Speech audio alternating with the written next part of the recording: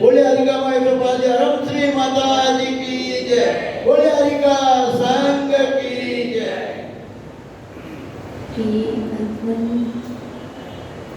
हे चिनीन्द्रवाणी,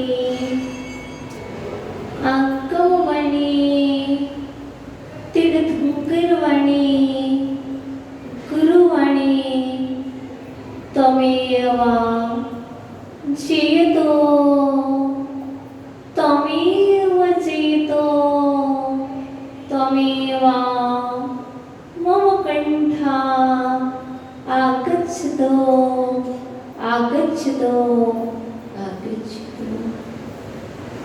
प्रिय आत्मन, पर्वादि पर्वराज का आज छठवा दिवस छठा हुआ है। उत्तम संयम। आज सर्वप्रथम उनको नमस्कार करते हैं जिनके चरणों में संयम है। आज जैसे पूज्य गुरुदेव को नमस्कार करते हैं, 3 कम 9 करोड़ मुनिराजों को नमस्कार करते हैं जिनके जीवन में संयम है, जिनके चरणों में संयम है और जिनके कानों में संयम। ऐसे 3 कम 9 करोड़ मुनिराज के श्री चरणों में संयम की प्राप्ति के लिए, संयम को उत्तम संयम बनाने के लिए, उत्कृष्ट संयम को बनाने के लिए सर्वप्रथम उन्हें नमस्कार करते हैं। हे गुरुदेव, हे मुनिगण, आपके प्रसाद से मेरे जीवन में उत्तम संयम की वृद्धि हो। गुरुदेव, संयम तो दे दिया है, पर संयम का पालन कैसे करना है, संयम के मार्ग पर कैसे चलना है, वह पद्धति, वह विवेक, वह बुद्धि भी देना, जिससे संयम के मार्ग पर निर्वाध रूपी से बढ़ते चले और संयम का निर्विचार पालन कर सके। आचार्य भवन पूज्यपाद स्वामी ने सर्वार्थ सिद्धि में कहा है, संयम यम नियमम संयमः, सम्यक नियमः संयमः और सम्यक यमनम संयम। सम्यक जीवन का होना संयम है। जीवन में सम्यक संयम होना ही संयम है। जीवन सम्यक होना संयम है। इसलिए मात्र संयम और कुछ नहीं, आपका जीवन ही संयम है। वस्तु का नाम संयम नहीं, पिच्छी का नाम संयम नहीं, कमंडलों का नाम संयम नहीं, संयम तो आपके जीवन का नाम है। श्रृंगार का नाम संयम नहीं, संयम से श्रृंगारित होना ही संयम है। अपने जीवन का श्रृंगार संयम से करो, सुंदर हो जाओगे। सुंदरता की प्राप्ति करना है तो रूप से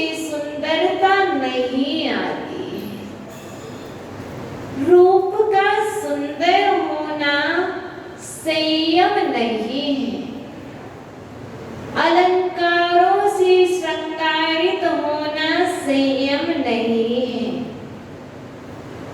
अपने जीवन में परिवर्तन होने का नाम संयम है। वह परिवर्तन बहुत प्रकार से है। अब उस संयम को आप किसी भी रूप में ग्रहण कर सकते हो। आचार्य भवन समंत्रवत्र स्वामी ने तो संयम दो प्रकार का बतलाया, सकल संयम और देश संयम। सकल सबसे पहले यदि उपदेश दिया जाता है तो उत्कृष्ट दिया जाता है। यदि कोई वस्तु पहले दिखाई जाए तो आप भी क्या करते हो, सबसे पहले अच्छी वस्तु ले लो, जिससे ठीक रहेगा, मन अच्छा हो जाएगा। तो आचार्य भवन कहते हैं पहले तो सकल संयम की बात करो। यदि वह ना स्वीकार किया जाए तो उसके बाद संयम की बात करो। सकल संयम महाव्रत रूप होता है और 30 संयम अनुव्रत रूप होता है। यदि 5 महाव्रतों से आप अपना श्रृंगार कर लेते हैं तो आप लोक पुरुष हो जाएंगे, आप धन्य हो जाएंगे। धन्ना देव है बनता, धन्ना देव है बनता, वे भगवान धन्य है। कौन से भगवान? वो तो धन्ना देव है बनता। बोलो, नहीं हमारा समझ में? ओहो, धन्ना देव है बनता। बोलो, प्राकृत में है धन्ना देव है बनता, धन्ना देव है बनता, वे भगवान धन्य है। कौन से? जो वेदी पर बैठे ना, वेदी पर बैठे हुए भगवान धन्य नहीं है, वे भगवान धन्य है जो संसार समुद्र में भटकते हुए प्राणियों को व्यवहारने का हाथ दे करके और निश्चय का हाथ दे करके ऊपर खींच लेते हैं। वो दिगंबर तपोधना धन्य है, ये तो धन्य है ही, पर उनसे पहले कुंद कुंद स्वामी कहते हैं वे भगवान धन्य है जो संयम का मार्ग दिखलाते हैं। हमारे जीवन का श्रृंगार संयम से करते हैं। वे साधु, वे यति, वे मुनिगण धन्य है। यदि आप श्रृंगार करना चाहते हो तो करो श्रृंगार। देखो, मनोज भैया प्रतिदिन कहते हम मुकुट से श्रृंगार नहीं करें। प्रतिदिन देखते हैं, प्रतिदिन कहते मुझे माला मुकुट से श्रृंगार नहीं करना। मैंने संयम लिया है कि 10 दिन हार मुकुट का त्याग। मैंने संयम लिया है, उपवास के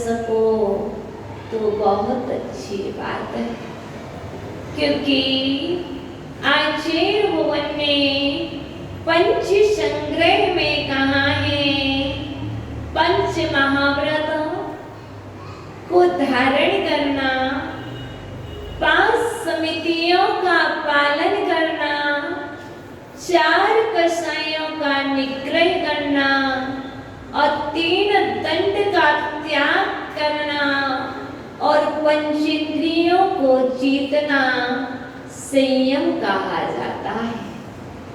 इसमें से आपने 5 महाव्रत धारण नहीं किए हैं, पंच समिति का पालन नहीं कर रहे हो, 4 कसायों के त्यागी आप हो, एक देश माना 4 कसायों को आपने त्याग दिया है, क्योंकि उत्तम क्षमा के देना, क्रोध को गिरवी रख दिया था, उत्तम मार्दव के दिन मान को छोड़ा, आर्जव के दिन माया को छोड़ा और शौच के दिन लोभ को छोड़ा।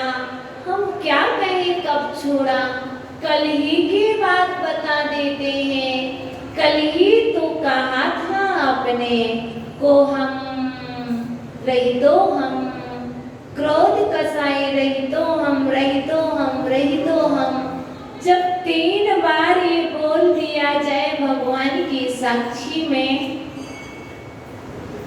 बताओ महाव्रत पूज्य गुरुवर ने 1 बार संस्कार किए हैं समाज की साक्षी में, और मुझे जीवन पर्यंत पालन करना पड़ रहा है, पड़ेगा।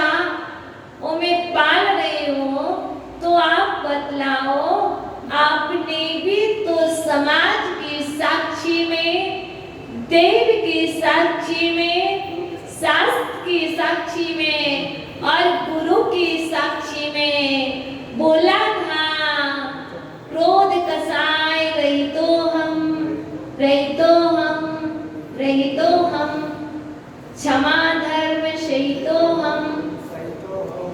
और फिर भूलने लग जाओ, जब भूलने लग जाओ तो हम आपको आकर के बता देंगे, अवगत करा देंगे, पर आप भूलो नहीं। ये याद रखो, आपने 4 कसायों का त्याग किया है।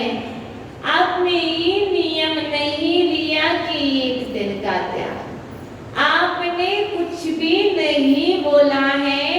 इसका मतलब है कि आपने यावत जीवन त्याग किया है। जिन्होंने कसायों का त्याग कर दिया है, वह एक दिन अनंत चतुष्टय को प्राप्त करेंगे। इसलिए ध्यान रखना कि 5 महाव्रत नहीं ले सकते हो तो कम से कम मन बना लो, आज उत्तम संयम का दिन है। हम अनुव्रत तो धारण कर ही लेंगे, 5 अणुव्रत, 3 गुणव्रत, 4 शिक्षा व्रत। इस श्रावक के 12 व्रत होते हैं। यदि जो श्रावक इन 12 व्रतों को धारण करता है, वह नियम से सौधर्म, सानत कुमार, ब्रह्मोत्तर आदि स्वर्गों में उत्पन्न होता है। पर जो निरतिचार व्रतों का पालन करता है, वह नियम से उत्कृष्ट समाधि करके 1, 2 या 3 भाव में मोक्ष जाता है। और यदि जगन्य समाधि करे तो 7 और 8 भव्य नियम से मोक्ष जाता है। संयम संयम ऐसा ही नहीं है। संयम वो महान विभूति देने वाला है, क्योंकि संयम ही जीवन है। गुरुवारा कहते ना, संयम ही जीवन है। गुरुवारा प्रवचन में कहते,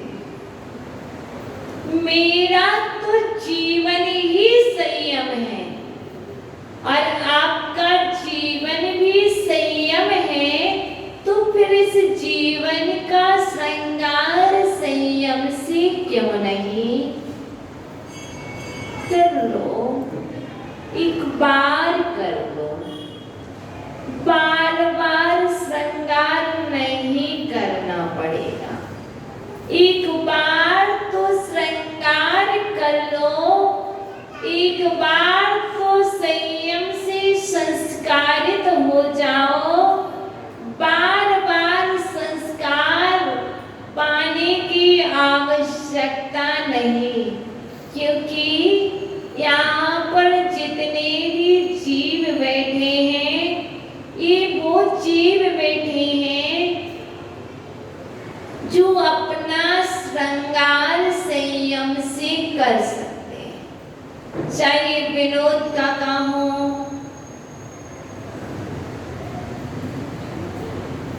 कोई भी हो, यदि ठान लिया जाए तो कोई भी चीज कठिन नहीं है। यदि देखा जाए तो छोटे छोटे नए नए लोग संयम को धारण कर रहे हैं। आप इंदौर जाकर के देखो, पूजा छाबड़ा, विकास छाबड़ा, उन्होंने अपने जीवन में मात्र शादी के 5 वर्ष बाद आजीवन ब्रह्मचर्य व्रत लेकर के प्रतिमा को धारण कर लिया है। विदेश रिटर्न छोटे भाई सारिका छाबड़ा, प्रकाश छाबड़ा, उन दोनों भव्य प्राणियों ने वो भी विदेश रिटर्न दोनों और आकर के जीवन में संयम को धारण कर लिया। और हम और आप सोचते हैं अभी बच्चे छोटे हैं, अभी ये है, अभी ये है, ये सब कुछ तो बहाना है। जब करना नहीं होता है तो बहाना होता है। देखो तीर्थंकर के माता पिता को एक संतान के बाद संयम को धारण कर लिया, देशव्रती बन गए। धन्य है, आज संयम का दिन है। भोजन तो सब करते हैं, यदि वही भोजना संयम से करने लगे, शुद्ध भोजन करने लगे, तो देशव्रती हो जाओगे। मंदिर आते ही हो, संयम बिल्कुल कठिन नहीं है। दर्शन प्रतिमा, व्रत प्रतिमा। दर्शन प्रतिमा में मात्र अष्टमूल गुणों को धारण करना होता है और जिनेंद्र भगवान के दर्शन करना होते हैं। और मर्यादित शुद्ध भोजन का नाम दर्शन प्रतिमा है। दूसरी प्रतिमा कौन सी होती?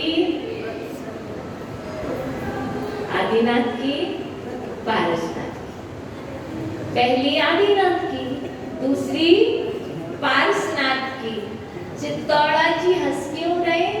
क्योंकि मेरे पूज्य गुरुदेव ने कहा था, बेटा संयम ले लो, प्रतिमा ले लो। जी आचार्य आप दो तो सही, बताओ कितने लोग? 2 लेंगे। एक आदिनाथ की लेंगे और एक पार्श्वनाथ की प्रतिमा लेंगे। इसलिए आपको लग रहा हंस रहे हो, कोई बात नहीं, हंस लो, हंस लो। आप कम से कम प्रतिमा को ले लो। मुझे तो मालूम नहीं था कि प्रतिमा और कुछ होती है। मुझे तो मात्र इतना ही मालूम था कि जिनेंद्र भगवान की प्रतिमा को प्रतिमा कहते हैं और दूसरी प्रतिमा कौन सी होती है? व्रत प्रतिमा। उस व्रत प्रतिमा में क्या होता है? 5 अणुव्रत होते हैं।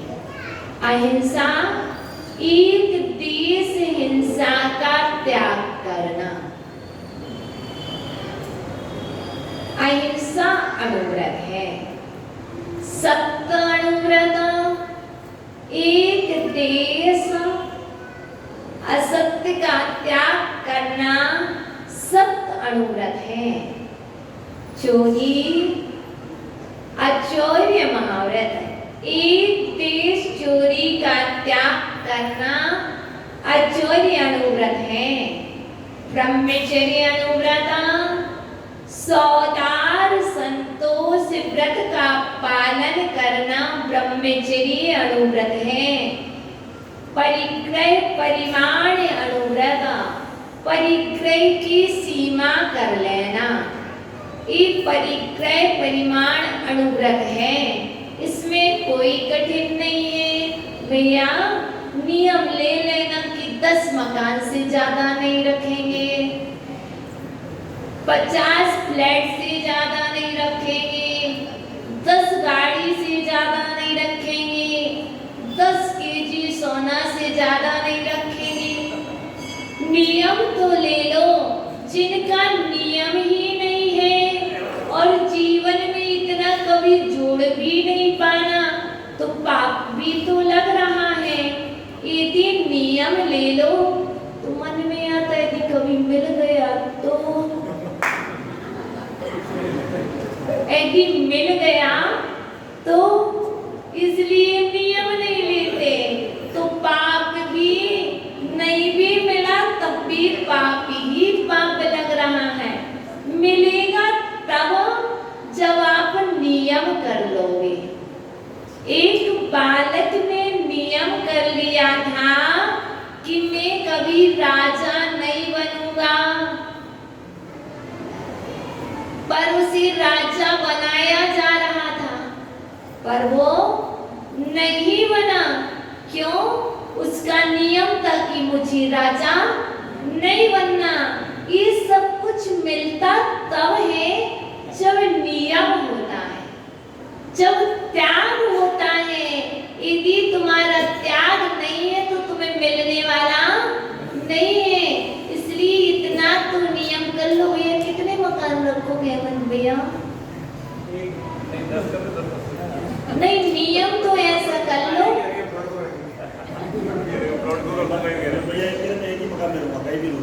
एक महीने नहीं, कुछ ना कुछ नियम ऐसा कर लो यावत जीवन कि 1 के 2 मकान से ज्यादा नहीं रखेंगे, और यदि मिला दूसरा तो किसी को दे दो।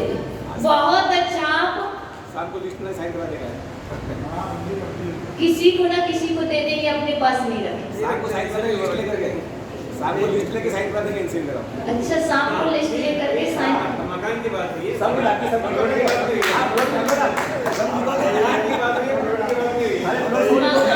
प्लॉट की बात नहीं हुई। प्लॉट 100 लिखोगे, प्लॉट 100 लिखोगे, वो तो फिर मायाचारी हो जाएगी। देखो मतलब यहाँ पर कहने का है, रहोगे एक में ही, रखोगे भी बहुत। प्लॉट का धंधा तो करना पड़ेगा। वो धंधा वो बिजनेस है, वो बिजनेस है, वो स्वयं का नहीं है, अपने पास नहीं रखेंगे, वो बिजनेस है। बहुत अच्छा, वो अच्छी बात है, वो बिजनेस है। वहाँ पर वहाँ अपने पास नहीं रखेंगे, यदि कह दिया जाए कि आप 10 किलो सोने का नियम ले लो और आपने ले लिया और दुकान में फिर रखोगे कि नहीं? वो थोड़ी मेरा है, वो मेरा है क्या? वो बिजनेस है। बिजनेस में ये नियम कर लो कि इतने से अधिक व्यापार नहीं करेंगे। सारी तरीके के नियम परिमाण बना लेना, ये भी एक बहुत अच्छी बात है। इतने से ज्यादा शॉप नहीं खोलेंगे, 10 से ज्यादा मेरी शॉप नहीं होगी, मेरे 4 से 5 से ज्यादा मॉल नहीं होंगे, ये नहीं होगा, वो नहीं होगा। ये सब नियम कर लेना भी एक संयम है। नियम नहीं है तो पाप तो लग रहा, क्योंकि जब भी किसी का मकान देखोगे ऐसा मेरा होना चाहिए था, ऐसा मेरा होना चाहिए। तो ये 5 अनुव्रत हैं। देखो आपके समक्ष पंकज जी बैठे, उन्होंने अनुव्रत ले लिए, उन्होंने अनुव्रत ले चुके। कैसे लिए होंगे? जब अपने मन को संयमित कर लिया तभी संयम लेने के भाव बनते हैं। जब तक मन को संयमित नहीं करते तब तक विचार भी नहीं बन सकते। ठीक है, आप कोई बात नहीं, ना ले पाओ अनुव्रत, फिर भी प्रमाण तो कर लो, पाप तो कम लगेगा। अब भोजन में लेना है नहीं और इतना सारा रख लो तो क्या होगा? पाप लगेगा कि नहीं लगेगा? इसलिए उसका प्रमाण भी कर लेना चाहिए। इतने से अधिक नहीं लेंगे, एक्स्ट्रा में रख लो, एक्स्ट्रा में रख लो, कुछ ज्यादा मत रखो पर कुछ रख लो, डबल भी रख लो आप तब भी चलेगा, पर 100 से अधिक नहीं। इसलिए ये प्रमाण करना अनुव्रत में आता है। ऐसे बहुत सारे यहाँ पर त्यागी व्रती होंगे जिन्होंने अनुव्रत लिए हैं। बताओ, और कोई अनुव्रतधारी है? कोई परिकर परिमाण व्रत लिए? नहीं लिए। तो अब आज संयम का दिन है। चित्तौड़ा जी का तो त्याग व्रत नहीं है, परिग्रह का अनुव्रत कर रखा है कि हम इतने से ज्यादा नहीं रखेंगे। जितने भी लोग बैठे यहाँ भोजन का नियम नहीं दे रहे कि 16 का करना पड़ेगा, पर ये नियम तो कर सकते कि अहिंसा अनुव्रत अभ्यास तो कर सकते हैं, क्योंकि कोई भी जीव को नहीं सताता, कोई भी नहीं मारता। मारता क्या? पर एक देश हिंसा इसलिए हो जाती कि पत्तियां तोड़ना, ये क्योंकि ग्रस्त जीवन में ये सब कुछ होती है, इसलिए वहां पर त्याग नहीं है संपूर्ण। पर एक देश तो त्याग है कि जीव दिख रहा उसको यूं नहीं मारेंगे, मच्छर दिख रहा मच्छर को नहीं मारेंगे, चींटी पर नहीं चढ़ेंगे, चींटी को पोंछा नहीं लगाएंगे, इत्यादि करके जीव हिंसा नहीं करेंगे। ये अहिंसा अनुव्रत कहलाता है। तो अभ्यास तो आप कर ही सकते हो, इसलिए अभ्यास जारी रखो, क्योंकि एक दिन अभ्यास भी आपको वहां पहुंचा दे। एक बार की बात है, गौतम स्वामी महावीर स्वामी से पूछते हैं, हे भगवान महावीर स्वामी, आप मुझे बताओ मैं क्या करूं? गौतम स्वामी महावीर स्वामी से पूछते हैं, हे भगवान आप मुझे बताओ मैं क्या करूं? तो उसी बात को लेकर के भट्टकेर स्वामी मूलाचार में कहते हैं, कदम चिट्ठी कदम चले कदम चिट्ठी, कदमा से कदम सये, कदम भोज्य भासे च, कदम पावम न वज्जति।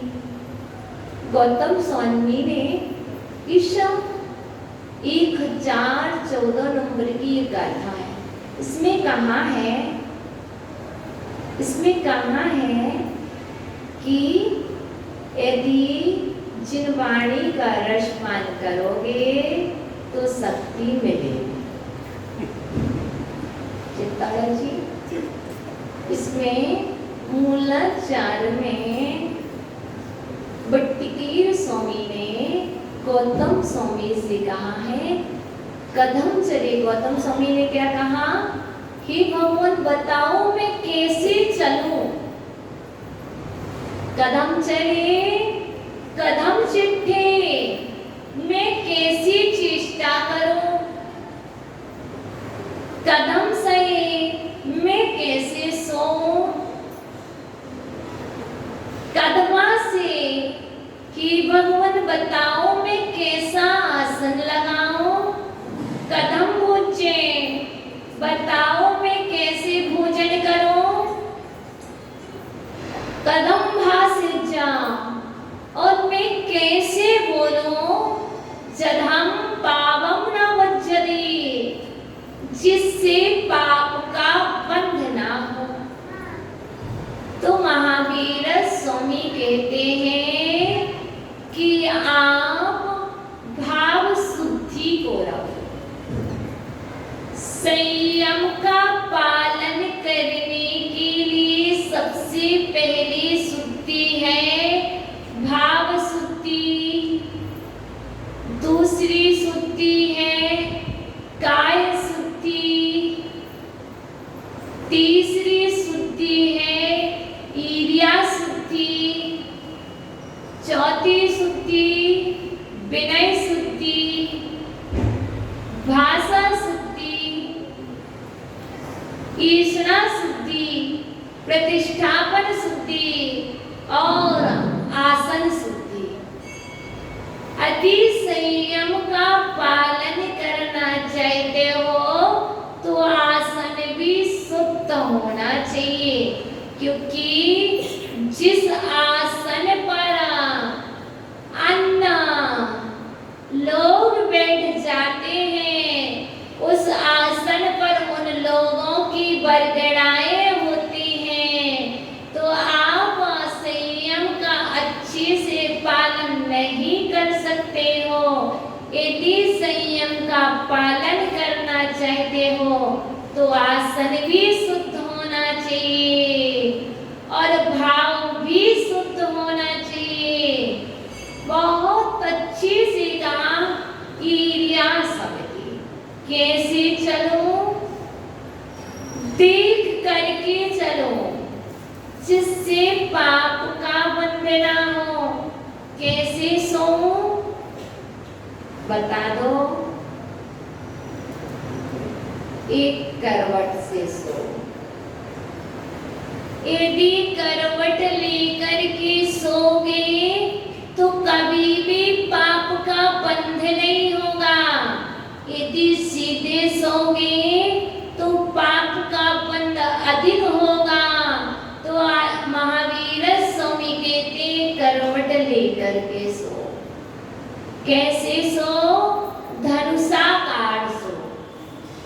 सोने का भी बता दिया है कि सोना तो धनुष आकार में सोना। भोजन भी करना तो कैसे करना? भिक्षाम देहि, भिक्षु भिक्षा को निकलता है, पर वो ये नहीं कहता, बोलता नहीं है, मौन होता है। यदि कोई पढ़ गाले, विधि मिल जाए तो ये भिक्षु भिक्षाक हो जाता है। और भिक्षा में भी क्या कह दिया? भिक्कम बक्कम हीयम। भिक्षा भी मौन से ग्रहण की जाए और उस भिक्षा को भी शोध करके ग्रहण किया जाए। क्यों? पूज्य गुरुदेव बहुत अच्छी बात कहते हैं यहाँ पर, जितना अच्छे से भिक्षा के समय उपयोग रख लेते हो उतना ही अच्छा उपयोग यदि सर्वथा रख लो तो कितना अच्छा होगा। भैया आहार कराने वाले सेलू भैया जितने अच्छे भाव आहार के समय रख लेते हो, जितना अच्छा शोधन आहार में कर लेते हो, वैसा ही शोधन आप जीवन में कर लो तो कितना अच्छा होगा। वे बहुत अच्छे से शोधन करते, ऐसा शोधन तो मैंने कभी नहीं देखा। लाइव में पहली बार देख रहे हैं। प्लेट लेंगे, स्पून लेंगे, क्या देखो ऐसे ऐसे शोधन करेंगे। क्यों? क्योंकि बालचंद ना आ जाए, कीड़ी ना आ जाए। तो आचार्य और महावीर स्वामी कह रहे हैं बस जैसे साधु गण और श्रावक गण भिक्षु की आहारचर्या कराने में सावधानी रखते हैं, वैसे ही वचन बोलने में और वचन ग्रहण करने में सावधानी रख लें तो कभी भी असंयम का पालन ही नहीं होगा। जीवन संयम से संस्कारित रहेगा। क्योंकि यदि देख कर करोगे भोजन तो क्या होगा? अंतराय आएंगे। और यदि बिन देखे करोगे तो कुछ भी नहीं आएगा। ऐसे ही कानों का भोजन शोधन से करोगे। कानों से भोजन किया जाता है, स्वीकार है, स्वीकार है। वचन से भोजन कराया जाता है, स्वीकार है, स्वीकार है। तो मात्र आज तो संयम इतना सा ही रखना है, मात्र आज के लिए नहीं। जितना अधिक संयम रख सकें, जब भी भोजन करेंगे कानों से तो सम्यक भोजन करेंगे। यदि कोई अपशब्द रूपी वचन कहेगा तो मैं अपने कानों से नहीं सुनूंगा, सुनाई भी पड़ जाए तो ग्रहण नहीं करूंगा। देखो चौकी में तो इतना सारा सामान होता है, पर जो हमें लेना है वही ले देना। दिखाई देने से पाप नहीं होता। सुनाई पड़ गया लेकिन सुनने के बाद उसे जीवन में नहीं लाना। यदि जीवन में रख लिया तो असंयम हो जाएगा। इसलिए भोजन वही करना, चाहे कानों का हो चाहे वचनों का हो। मात्र 10 दिन का नियम है। कुएं का पानी, बोर का पानी, मर्यादित सब कुछ, पर आचार्य उनके थे इस मर्यादा के साथ साथ जीवन में कोई और मर्यादा भी निभानी है तो उस मर्यादा का भी तो पालन करो, जिससे पाप का बंध ना हो। यदि इस मर्यादा का पालन करोगे तो पाप का बंध नहीं होगा। पक्का कह रहे, कच्ची बात नहीं कह रहे। सुन भी लेना पर सुनाना नहीं। वचन का संयम, वचन का संयम। जैसे आज बच्चों ने संयम के दिन एक संयम दिया है। जो बच्चे ऊपर हैं उन बच्चों ने संयम दिवस पर संयम लिया है कि 1 घंटे का हम मौन कर रहे हैं जब तक आप प्रवचन। आवाज ही नहीं बच्चे ऊपर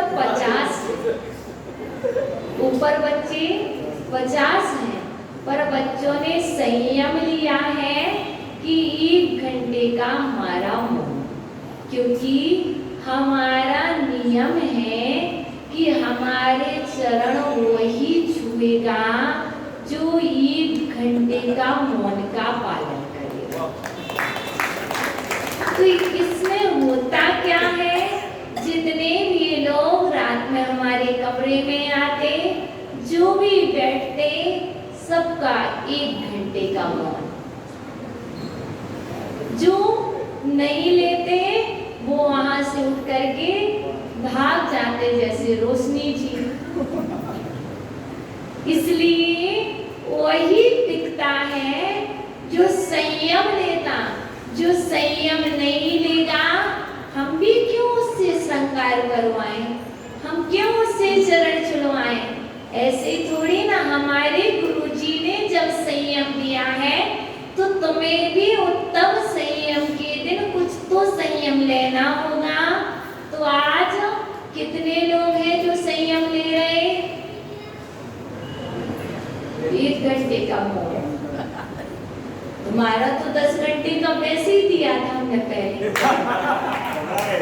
और बोला दादी पहले ही मैंने 10 घंटे का दिया था, फिर 1 घंटे पे आ गए, गलत भूल गई थी। अच्छा 1 घंटा एक्स्ट्रा, अच्छा तब तो ठीक है।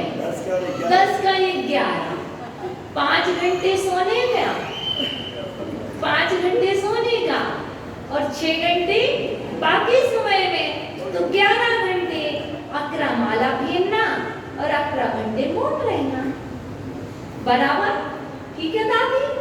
कोई कुछ नहीं देगा। 11 घंटे एक बड़ी साधना है, इसलिए आप बहुत कुछ ले रहे, पर थोड़ा थोड़ा संयम भी लो। अपनी जीवन का श्रृंगार संयम से करो। देखो इन सब का मौन है। नियम तोड़ना भी पाप है, इसलिए नियम तोड़वाना भी नहीं। क्योंकि कुछ लोग कहते हैं बोलो क्या हुआ क्या हुआ, संस्कार तो अभी बच्चों का है नहीं, और वो क्या होते भूल करके बोलते कुछ नहीं, फिर वापस से उनको 1 घंटा करना पड़ता। तो बेचारे ऐसे ही 3-4 घंटे में 1 घंटे का कर पाते।